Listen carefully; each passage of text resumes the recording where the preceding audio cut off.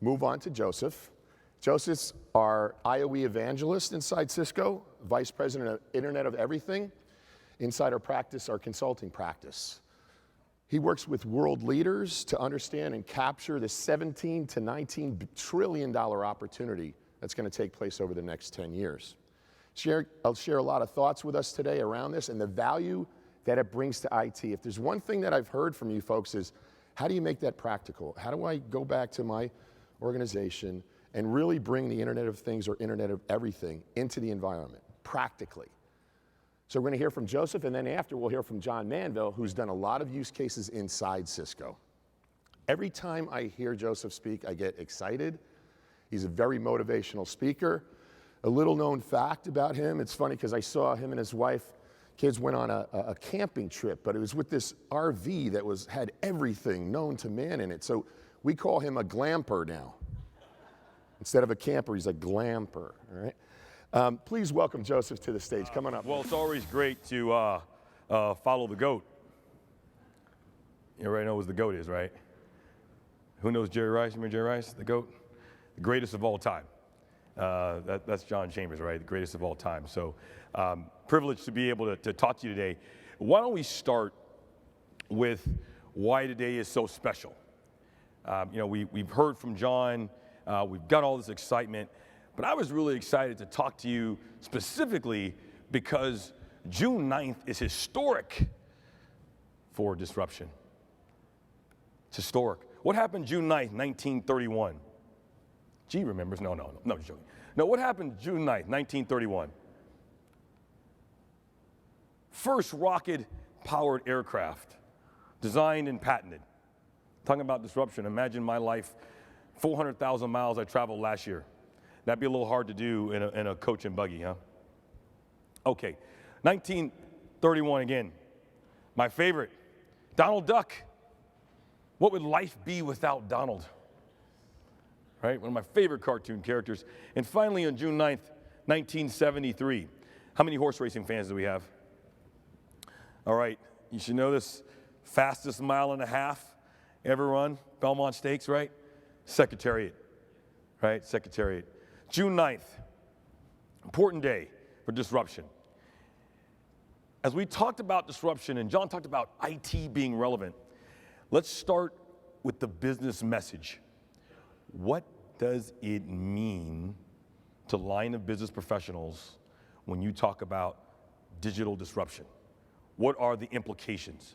So, as I travel the world, I have an opportunity to talk to several hundred customers.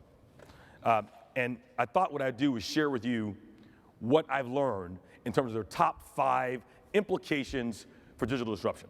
So, first one is, I don't know about you, but I just cannot wait until the fence tells me electronically, sends me a note, it needs to be painted. I can't wait till the refrigerator tells me, hey, Joseph, order me some milk. I can't wait till the carpet says I need to be vacuumed. I can't wait till all these things go to my Gmail box because I don't have enough to do. Aren't you excited? And even Apple's made my life even better because as I'm traveling, my wife can send me electronically to do. She just touches on the iPhone anytime. Isn't life grand? Aren't you excited? Yeah, right? That's going to be good. Problem is, data is everywhere, but insights are scarce. And the key is from a business perspective, customers now expect you to deliver insights because they believe you have the information to do it.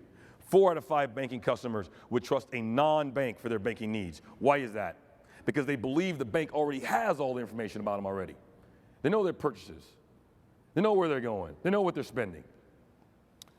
Second thing is, real time is too late. Everybody's talking about real time.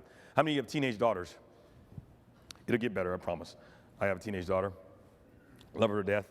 And got her first car a couple years ago, I think it was a 1985 or, no, 2003 PT Cruiser. Going on her first trip on the highway. She said, Dad, I got everything. I said, you sure? You ready? Yep, nope, got everything. You checked the oil? Oh, yeah, no problem. Gets on the freeway. About 15 minutes in, what do you think happens? Bing, in real time, oil light comes on. What do you think happens next? Boom, blown engine. Was it real time? Oh, yeah, it was real time.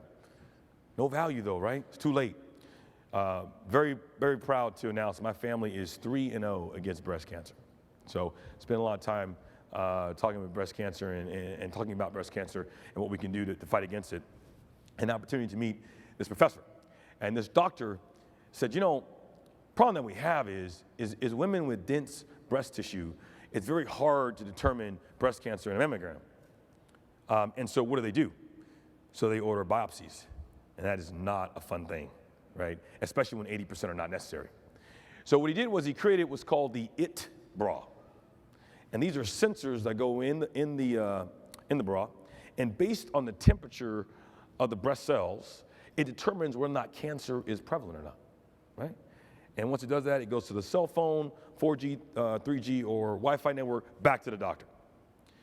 Key is get past real time and move towards proactiveness.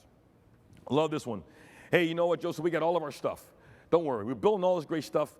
It just doesn't work on mobile yet, but we're getting to it. I love that one, right? Don't worry, we're gonna get there. If it doesn't work on mobile, it doesn't work. Just flat out doesn't work. Go to your Fortune 100 companies. Go look and see what the ratings are on the App Store. Horrible. 57% rate poor, not average. Rate poor. Got to fix this, right? Got to fix this. Mobile is the key for you to communicate and talk with your end users. It's the gateway to talk to people. Okay, context is king, not content. Context is king. As IT professionals, you should be really excited to hear about this. Where does context reside? Network, right? Why do I say this is so important? How many of you travel a lot? Okay, how many are Warrior fans in here? So I don't get in trouble. Ooh, okay. How many Cleveland fans in here? Oh, this is gonna be a lonely, okay. All right, okay, it's good to know. So I was getting on the plane, I was all excited because I was going to watch the Warrior game 2, right? And I knew they would have it on the United flight because they got the direct TV all hooked up in the seat. So I was excited. One guy right there said, yeah, I was excited. But then as we were getting on the plane, I reached down and I realized, oh no, I don't have my Beats headphones. Now, why is that a problem? You know why that's a problem?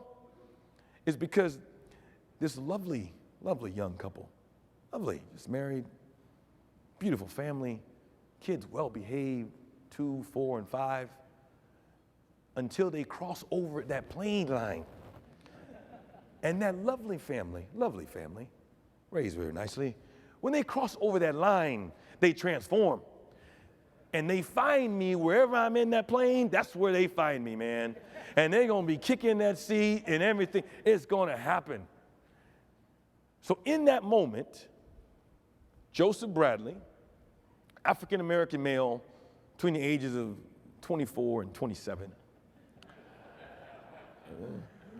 looking for a pair of headphones is very, very different than Joseph Bradley, African-American male, ages 24 to 27, looking for a pair of headphones on the weekend with my son, going into a Best Buy. Marketing would say that's the same person. No, it isn't. Completely different people. Why is that? The context of the situation, right? I'm trying to find a headphone and I'm looking at one of those little kiosks, you know, they got the kiosk. Do I care about what price is? No, not that moment, man. I'm looking for what? Peace of mind, right? Context is king, right? Context is king. Okay, this last one, innovation. Everybody talks about innovation. Very important. Only one problem. You all focus on ideation or invention. That's okay. You need it, yes. But what's equally important? Execution. Innovation is invention plus execution. And this is where Fast IT comes in, right? This is where you should get really, really, really excited. So if that's what's happening, if that's what's happening in this world and the implications, so what? Do you really care? And what's the role of IT? Does it really matter? And in the day, always ask yourself that big so what button, right? Every slide, so what? Okay, here's our first click down deep. How many of you seen this slide before? Internet of Everything. Okay. People process data and things. Doesn't that sound like architecture? Marketecture. You know, that doesn't sound like a nice little ring to it. People, process, data, and things. That's just nice sound, but that's just talk. It's not a real framework, right? It's not a framework that we could actually use. If you don't get anything out of today, this is one of the most important things. This is your compass to value. Anytime you think about how can I use digital to create value, how do I help myself transform the digital enterprise, and I'm thinking about a problem I'm trying to solve, this is the framework that'll help you get you there. Okay, first thing we realize, number one, value is not found in connected things, but value is found in a connection itself. And we define a connection as having 4 elements: people, process, data, and things. When we did that, we'll talk about the numbers in a second, but I want you to understand how you actually apply this, because it's very, very important. So let's take a problem. How many of you love to wait in lines? Yeah, that's a good one. Yeah, how many love to wait in lines? It's a problem waiting in line. Why do your line of business who have retail establishments or stores, why do they care about you waiting in lines? Why do they care? Say again? And buy more stuff while waiting in line. He says, I want you to wait in line. You buy more stuff. Some cases, yes. When you look at the net impact, they worry about you abandoning your cart. So the net impact is a loss to them. The net impact is a loss, right? That means that if you go into a store and you see the lines are long, you typically say, there's a lot of people that say, I'm not waiting in this long line, I'm out of there. And the fact that you don't wait in that long line and you take all that stuff you had in your cart and you leave it aside, that causes them concern. So that's the problem they're trying to solve. So the first thing we do, we take out our IoE compass. First thing we do is ask ourselves, what question? What is the dark asset? What is something in that process that is not connected that could be connected today?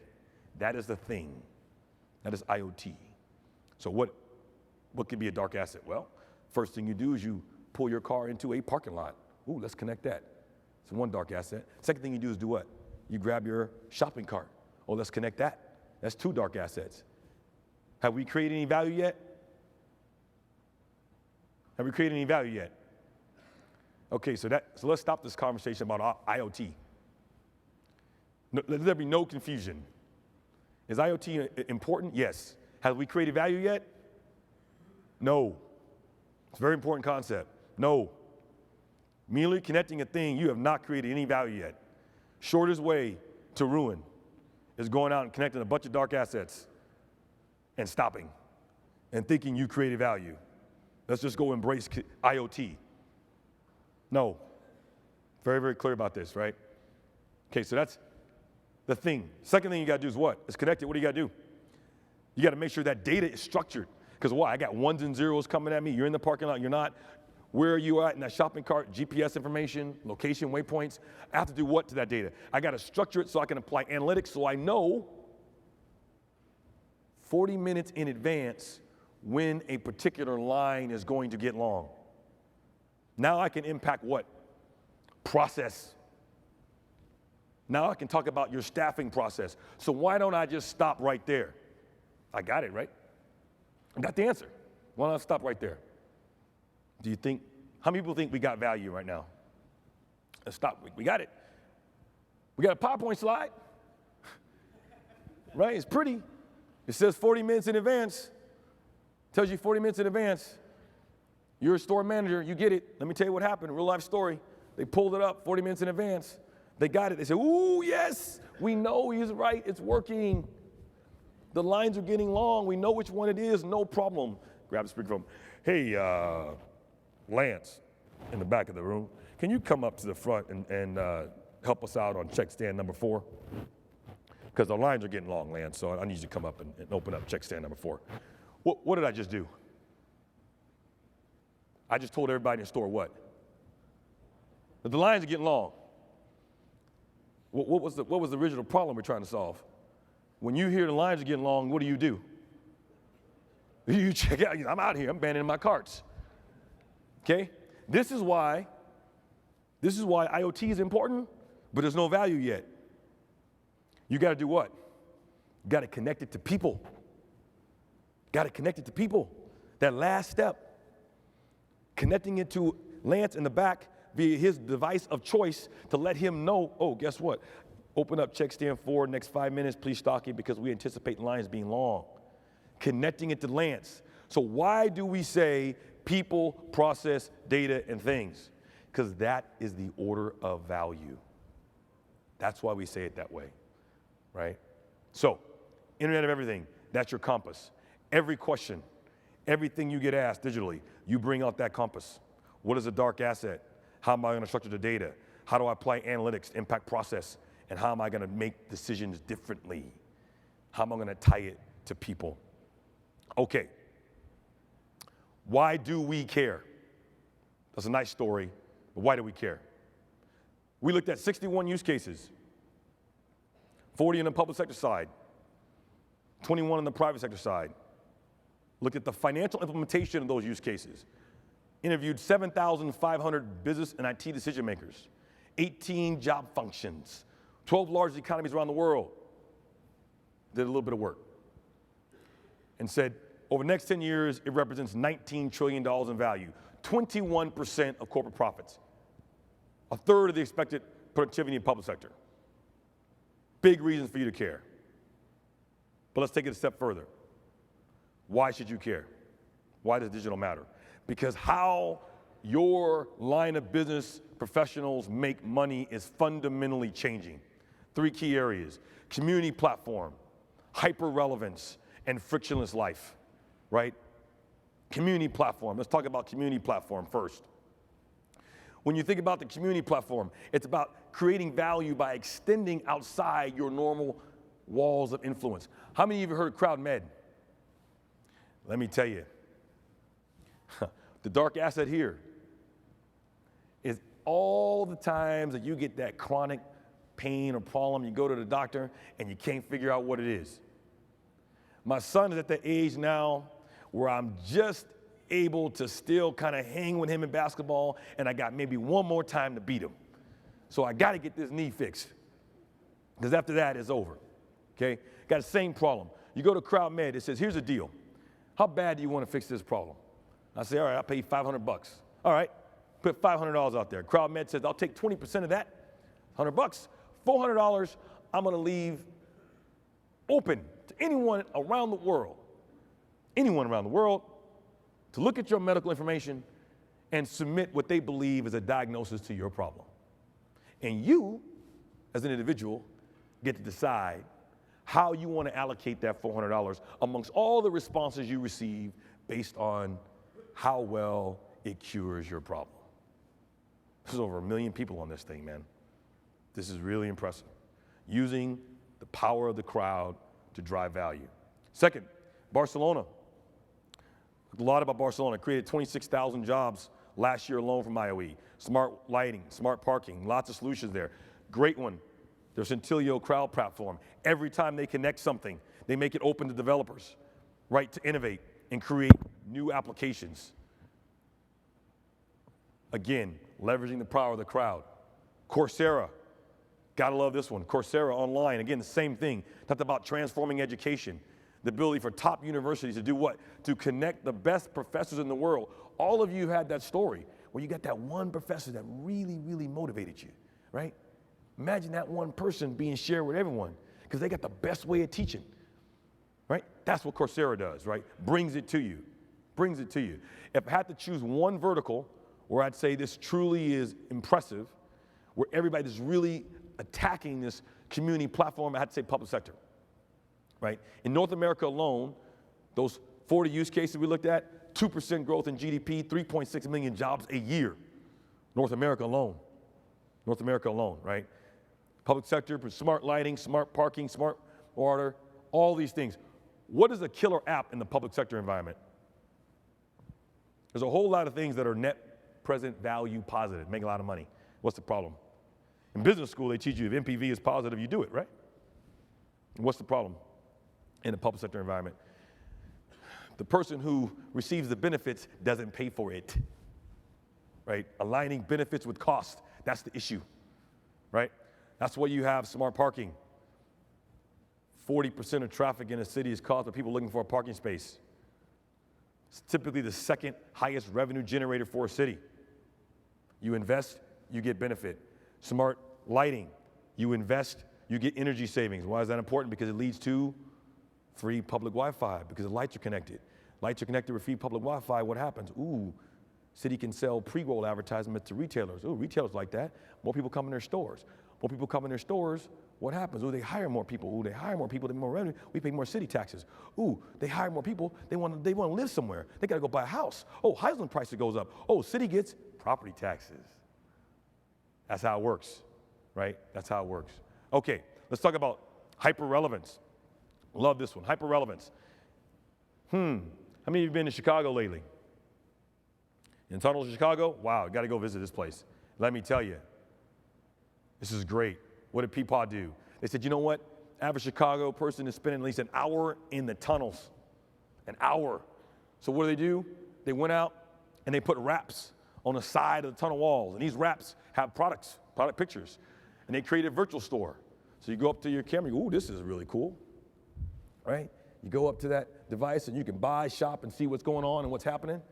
How many of you have got that dreaded experience when you're in that store and your significant other calls you and says, I need you to pick up one thing? See, the guy saying, oh yeah. John did a demo of this, right? Why is that fear in your heart? Because you know what happens.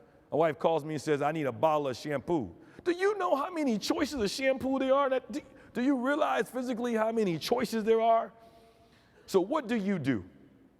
If you've been married like me for 22 years, you know what you do? You buy about 5 or 6.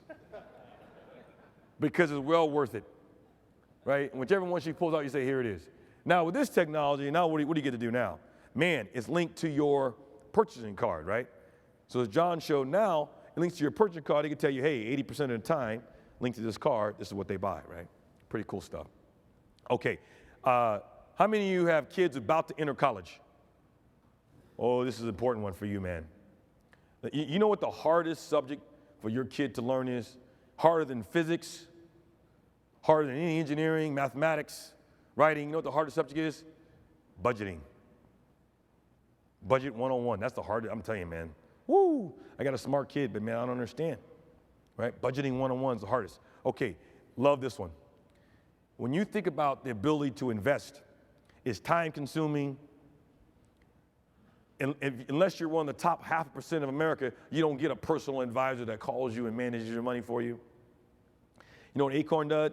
They said, guess what? Let's connect the dark asset, change in your pocket.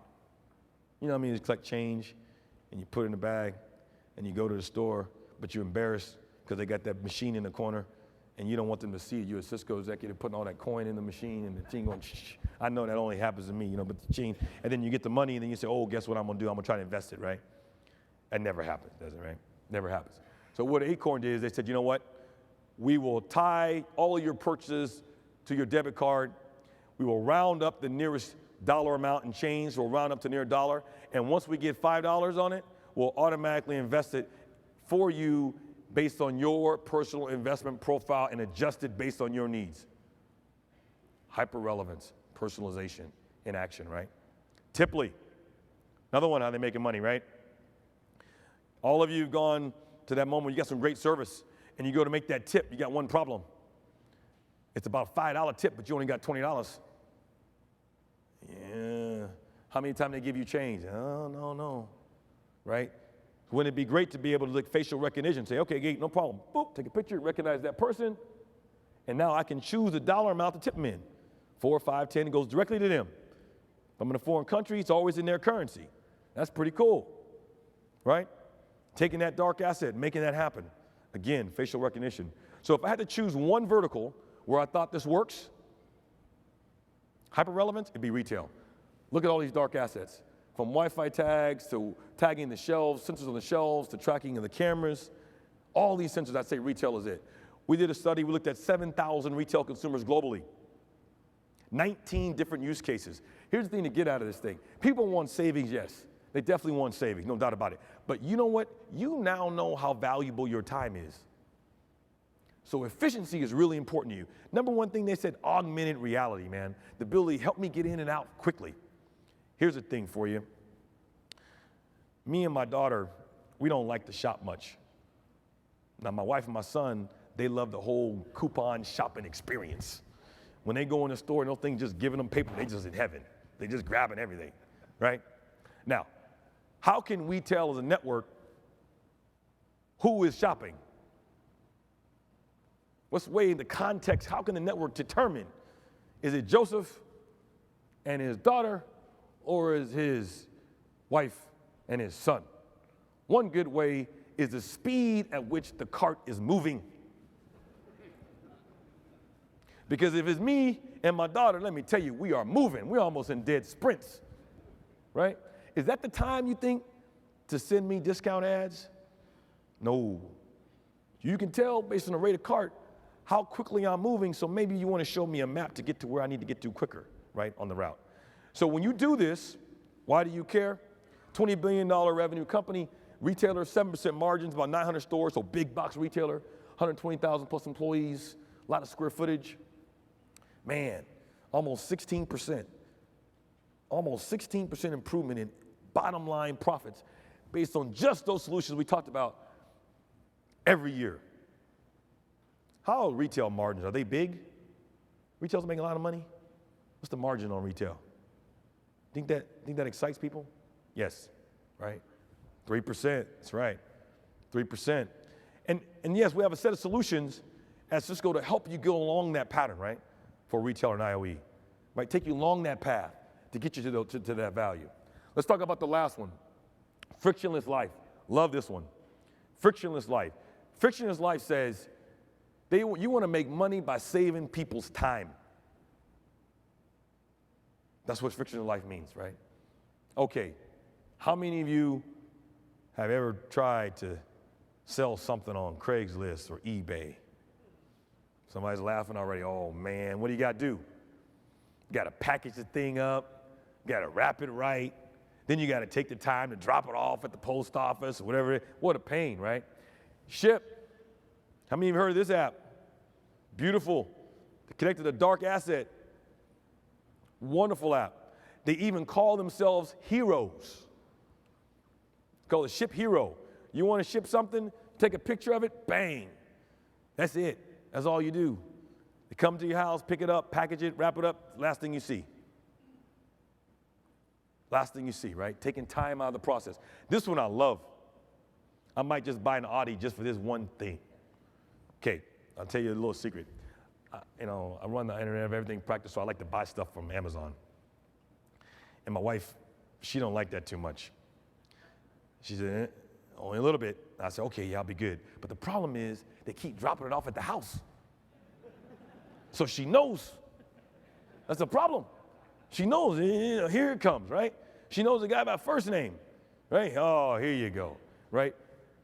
But what happens if you're not gonna be home? What happens if you're running late, your schedule may not get there? Wouldn't it be cool if you could tell the person that's dropping it off, hey, here's a code. I'm allowing my car to receive this code between 1 and 3. It allows you with the device to open up the trunk, place the package in the trunk, close the trunk. Now I know by the time I get home, when I hit that garage door open, for the time she opens that door, I got about 3 minutes. And in 3 minutes, I can take that package out, have everything smooth, and have it already in the recycle bin. So I got it down. But wouldn't you like to have that ability, right? Right? Wouldn't you like to have that ability? Great product. Robots. Everybody talking about robots. What's their own problem? Take a PhD to program those things, man. Right? Takes a PhD to program. I love this one. I love Baxter. Why I like Baxter? Because Baxter uses IoE to do what? To allow a worker to be able to manipulate and show him what they need to do. He remembers it. Anybody can program it. Again, value of IoE, right? So, if I had to choose one sector where I'd say this is really taking place, it'd be manufacturing. From predictive maintenance on factory automation to saving time and value on energy, connected energy, to the ability to use collaboration to be able to see visually what's happening in that plant environment. All this significantly drives value, significant value. $755 million in annual profits for an average $50 billion sample manufacturing firm. That's a lot of money. That's a lot of money. I'm gonna give you a little bit of insight as to how we break it down further. So of that 755 million, because we did all that work, all that analysis, we know that 46% of that savings a firm has already done probably in some shape or form, because we've asked them already. So the opportunity is 54% of that. That leaves you with 408 million worth of margin still, or 8% to the bottom manufacturing line. Again, why do you care? 8%. That's a big number, man. That's a big number. Just because there's a series of solutions to help you get there, but the point is 8% to the bottom line. That's why IoE cares. That's why people are so excited. That's why we shipped 24 billion sensors at the end of 2014. That's why this happens in the marketplace. That's why globally we ship that many. We, not Cisco, but we being as an entire industry, right? So if that's the case, and you're in IT, and that's what they're going to demand of you, are you ready? Right? What's the problem? Problem is they've given you a Ferrari. That's not a problem. They say, here's a Ferrari. You got the IT organization. What's wrong with that Ferrari? Nothing. I want you to run it 0 to 60 in 3.5 seconds. I can do that. Shoot a straight line is 2.9. I'm good.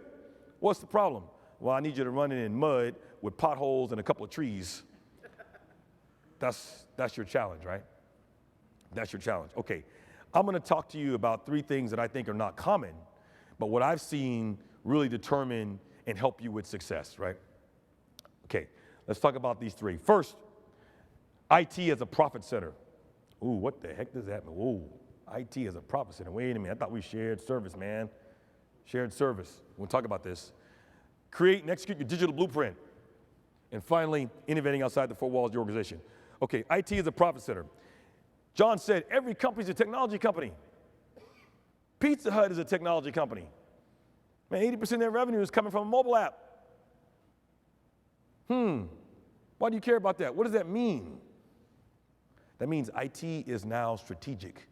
That's what that means.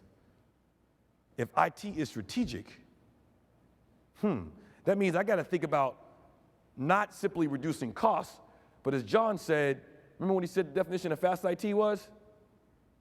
Driving business outcomes. Driving business outcomes. That fundamentally means that you have to think about how do I generate and use IT to drive business outcomes. That means I'm not talking about it as purely one side of the cost equation. Because reducing costs doesn't drive the business outcome. What was the example John used in his Q&A? He told, gee, you come to me with a 10% reduction in cost, you took my company down, you're in trouble. That's old style IT. That's not where we are anymore. It has to move to a profit center. That means new metrics. That means someone asks, what do I have to do around being a CIO and getting talent in the organization? That means you better start recruiting from where? From the business. Because you got to talk their language. Going to a foreign country, you don't learn their language. That's not too smart, right? So we got to be transformation. If IT stands for implement transformation now, I got to talk their language. So fast IT principles, simplify, be smart, and secure. Why are we talking about that? Is it just because it's nice technology? No, it's because we're trying to drive IT as a profit center to reduce costs so we can invest in innovation. So let's talk about how we do that. So first, on simplification, right? Converging domains, programmable infrastructure, critically important. Automation, right? We're going to talk a lot about ACI throughout today's session. I think Sony has a session later on about ACI. Policy management, right? Looking at the intelligence of the network, harnessing data in motion, the fog computing platform, being smart about it. Great announcement yesterday around our new security, the ability to use a network as a super sensor for security, right? The ability to invest before, during, and after the attack, right? I'm not a security expert. I'm a very, very simple guy, right? I was not educated at Harvard. I'm a public school education, very proud of University of California at Berkeley, right? Cal. And so I'm a simple guy. So I didn't know all about these security algorithms, and they're explaining this to me. And I said, well, kind of sounds like to me that if you happen to be a king in your castle and the enemy breaks down the walls, sounds like to me everybody takes all their troops and says, stop, build more walls, build the walls higher. But they're already inside. That's okay, keep building the walls higher. Right? Doesn't make any sense. So you have to equally invest before, during, and after the attack, right? If you do all this stuff that I'm talking about, what's the goal? We are trying to drive IT as a profit center. I mean, we are trying to reduce the costs associated with running the day-to-day IT organization so that we could drive it into innovation and investing to win. 80% typically of an IT budget is spent running basic IT, keeping the lights on. We want to move that to 60% and increase innovation, doubling it to 40%. That's what we're trying to do to drive value. Okay, what about executing your blueprint? 99.4% of things are still not connected. So if you're wandering around trying to just figure out what am I going to connect next, wow, that's going to be pretty tough, right? So you got to have a blueprint. So for us, the blueprint, we call it our value at stake analysis. It's here to help you. What is it going to do? It's going to show you where is the money. All that research we talked about, we can go into any city, any enterprise, any country, anywhere around the world, and be able to articulate what is the value of IoE to them. In this case, we're talking about a save to invest strategy. We're talking about reducing costs out of IT so we can do what? We ain't a cost center anymore, a profit center. We want to invest it. Well, if you took this example and you decided I want to optimize it, I can save 11 to 12% with those solutions that are there, but then what do I want to do? If you're a hospital, typical healthcare provider, 47 billion, 8,000 employees, about 7% margin, you can drive 357 million annually in profits. But how do I do that? I got to pay for it. You see that IoE enablement cost me 153 million, but I get 357 million every year. That previous slide helps pay for that 153 million. We want to make those two equal. That's what we're trying to do, right? Try to enable you to invest in innovation. Okay, second thing is digital blueprint. How many solutions do you believe are ultimately created in the world of digital with one company?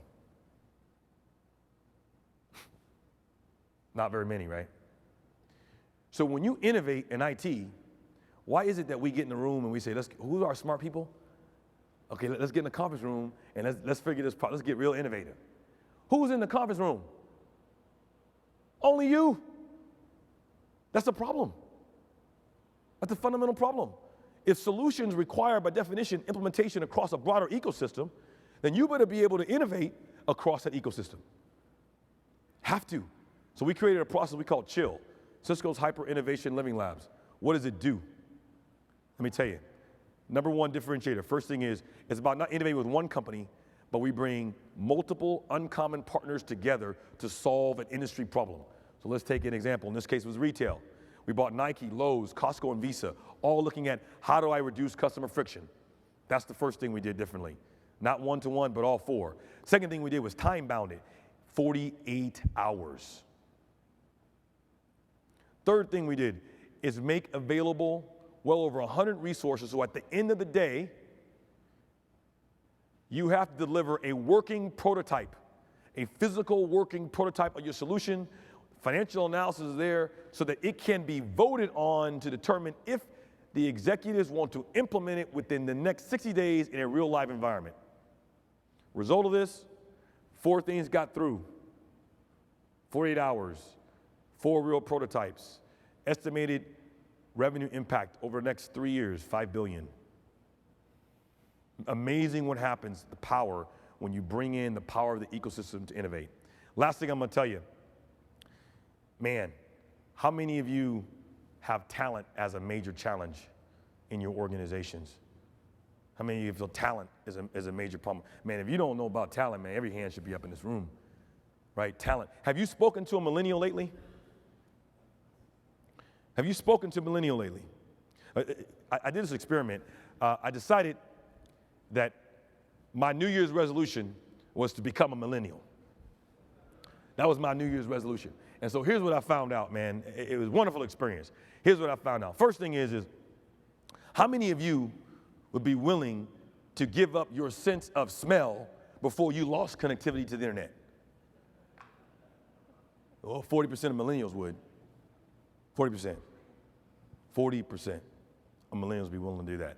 Okay, how many of you, and we got a little room right back here, it's all safe, trust us, would be willing to put a chip implanted in the side of your brain to give you direct access to the internet? Come on, millennials. See that? There you go. Look at millennials. Look at it. There we go. Right? 40% of millennials say, oh, yeah, I'll do that today. Man, that's what you're dealing with. They don't want a job. They want a mission. Right? Why should I work for you when I can change the world? Right? That's what you're dealing with. So let me tell you something. You got to be able to innovate outside the four walls of your organization. If you haven't heard of Freelancer, or you haven't heard of Odesk, or you haven't heard of Kaggle, you better get on that. 34% of today's workforce is freelance. They don't want to work for you, have no desire to work for you, but you better be able to access that talent. How many data scientists does Kaggle have available for you right now to tap into? 100,000 and growing. Would you like to have access to that? Yeah, right? Yeah. You got to do that, right? You got to do that. Okay. So we've talked a lot today around value and all around profit and sense. And let me tell you, it's really important. There's no doubt about it. But why do I believe I know I have the best job at Cisco? What makes me get up each and every morning? Why have they nicknamed me the IoE evangelist? Why? Very simple. This is way more than profit, man. I'm telling you right now, you are living in a digital era. History is going to be written. They're going to look back in time and say, man, were you a part of this? Were you able to solve the world's major problems? You think about unemployment. Look it up in Wikipedia. It says, oh, that was something they had back in 2015. That's gone now. Why is that? Because they had the ability to match force to load. The perfect balance. Think about Uber. Look at what they have done. It's not a transportation company. That's the best dynamic force to load system you've ever seen. Look how they've employed that many people. This is the power we can do. This is the power of IoE, right? 40% of the world's water is lost because of leaking pipes. We in California. We're talking about a drought. We can fix this. I'm not talking about creating new water. I'm talking about saving the water we already got, right? This is the power of the Internet of Everything. This is why I get excited, right? Last thing, man, let me tell you, what's the most important, in my opinion, asset, dark asset we have? Children. Man, I'm talking about a world where no child is ever lost. You know where they are from the time they leave your house to the time they get back, but I just don't mean tracking. When I say no child ever lost, I'm talking about no child lost in the classroom. Nobody drops through the cracks. You know, when you were in that classroom, I'll just say, I know it was just me, but when you were taking that, electrical engineering course, and everybody that was in the room was like they get it, but you didn't really get it, and so they on page 10, but you still on page 5, and your eyes are still linked to that same paragraph, right? And in that case, that kid, he probably drops out. He says, this is too hard. But wouldn't it be great if the book itself knew your eyes look, hey man, you know what? We know you ain't getting it because you look at the same paragraph. So let me pop up a visual representation to help you learn. Or better yet, you know what? Maybe you're a physical learner. Let me send this to a 3D printer so you can physically see it and touch it. That's what I'm talking about. No child ever lost. So if you want to get here, if you want to transform and actually have an opportunity to change the world, and make it real, because it's going to happen with the leaders here. We all talk about thinking exponentially, but what does that really mean? I'll leave you with this. At the end of the day, stop worrying about what you don't know, but work each and every day to challenge what you believe to be true. Thank you very much.